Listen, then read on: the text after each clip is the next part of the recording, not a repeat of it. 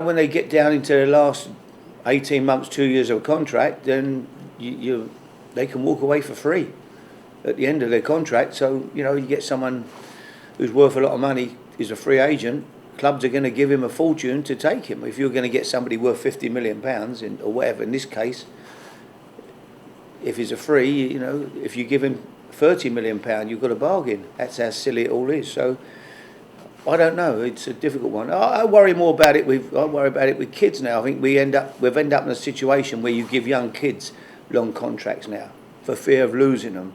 They come in here at 17, suddenly they get 4 or 5 year contracts. They've got their feet under the table. They can go and do what they want. They're getting plenty of money.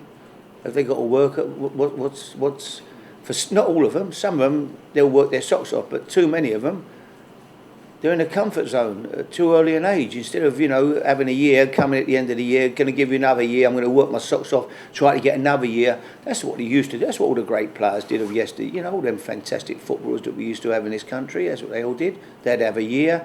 When they were kids, they'd work hard and want to try to get another year. Now, I think because we're scared that they will walk away and go somewhere else if we don't tie them up into long deals. And after time, we give them long deals. And they don't deserve long deals because they're not good enough to have long deals. They've not done nothing. They've not proved nothing. And half of them probably never will prove anything. But we give them long contracts for the fear of losing them. I think it's changed now. It's gone away from managers. Managers don't really... I don't think we get involved in that now. It's done by chief executives or chairman do the deals. At football clubs now. All the deals are done chairman to chairman or chairman with agents, chairman with chief executive, whatever.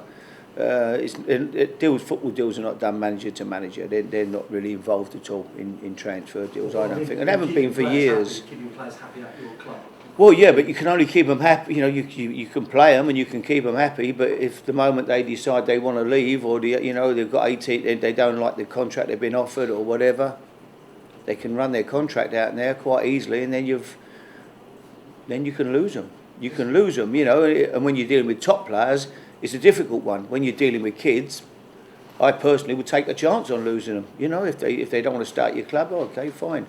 But make them work to get another new contract rather than throwing 4 or 5 year contracts at kids. I think that's a big problem in the game. Well, Gareth has not got a value. He's not for sale. That's the key. I spoke with the chairman the other night. We spoke about it after the game. There's a moment between the two. There's only one man on top floor. Yeah, but he's signed a new contract, the kid now, and he's here.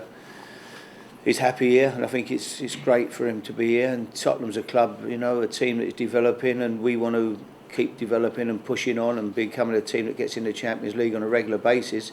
So you have to keep your best players, and that's where Gareth comes into it. We want to keep him here. We've had a tough game in midweek, tough game Saturday at Fulham, came back midweek. The week before, the players all played 2 international games as well, a lot of travelling. So got back, sort of 3:30 in the morning or whatever, back in England on Thursday morning.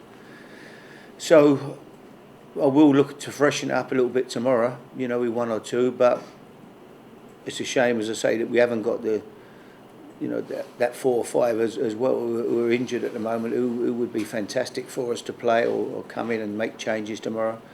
But we have got some players who are desperate to play, the boys Sandro and Wilson Palacios, they're top players and they're available. Say Rafa's back again tomorrow, so we're okay.